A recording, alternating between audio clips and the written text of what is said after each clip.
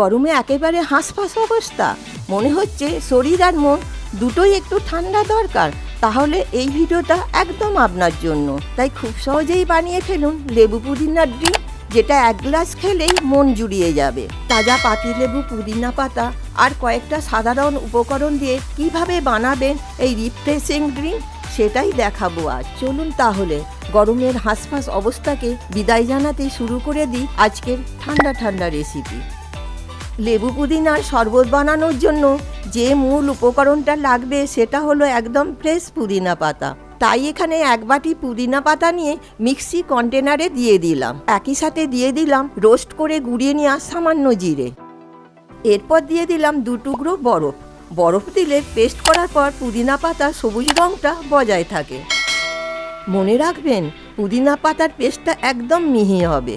পেস্টটা তৈরি হয়ে গেছে, এবার বানাবো শরবত। তাই একটা গ্লাস নিয়ে প্রথমেই দিলাম 2 টুকরো বরফ। বরফে দিলাম 2 চামচ জিরা পুদিনার পেস্ট।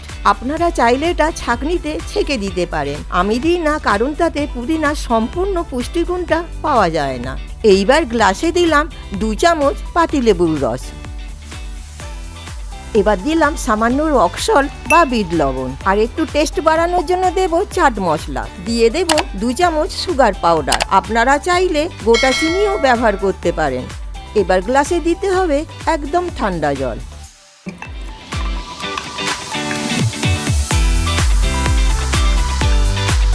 এবার চামচ দিয়ে একটু ঘেঁটে দিলেই তৈরি লেবু পুদিনার শরবত। এবার গার্নিশিং করে দিলাম একটা লেবু স্লাইস ও পুদিনা পাতা দিয়ে।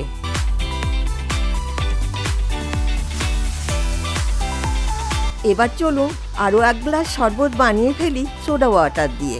তাই একটা গ্লাসে দিয়ে দিলাম 2 টুকরো বরফ। এবার দিলাম 2 চামচ পুদিনা পেস্ট, দিলাম সামান্য রক সল্ট। এবার একটু চটপটা স্বাদের জন্য দেব চাট মশলা, দেব 2 চামচ পাউডার সুগার। গুঁড়ো চিনি দিলে তাড়াতাড়ি জলে মিশে যায়। দিচ্ছি 2 চামচ লেবুর রস। এবার জলের বদলে দেব সোডা ওয়াটার। আপনারা সোডা ওয়াটারই ব্যবহার করবেন, স্প্রাইট বা 7 আপ দেবেন না, তাতে টেস্ট ভালো হয় না।